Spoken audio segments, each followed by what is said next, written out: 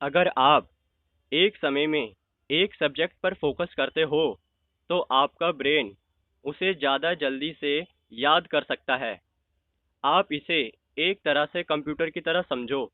आप जितनी ज़्यादा एप्लीकेशन अपने कंप्यूटर में खोल के रखोगे, आपका कंप्यूटर उतना ही धीरे काम करेगा।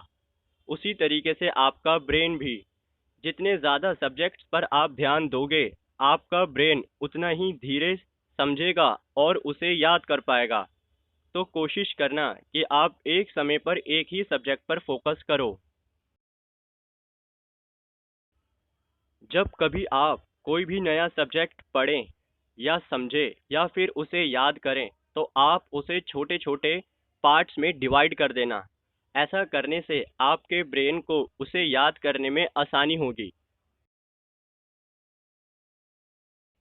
बहुत बार ये देखा गया है कि स्टूडेंट्स जल्दी जल्दी कम समय में ज़्यादा पढ़ने की कोशिश करते हैं, लेकिन अकॉर्डिंग टू साइकोलॉजी, अगर आप कम समय में ज़्यादा पढ़ने की बजाय ज़्यादा समय में कम पढ़ोगे, तो वो आपको लंबे समय तक और ज़्यादा अच्छी तरह याद रहेगा।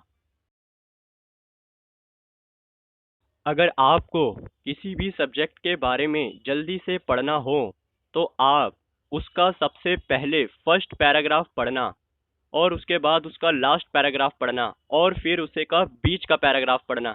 ऐसा करने से आपको याद करने में काफ़ी आसानी होगी।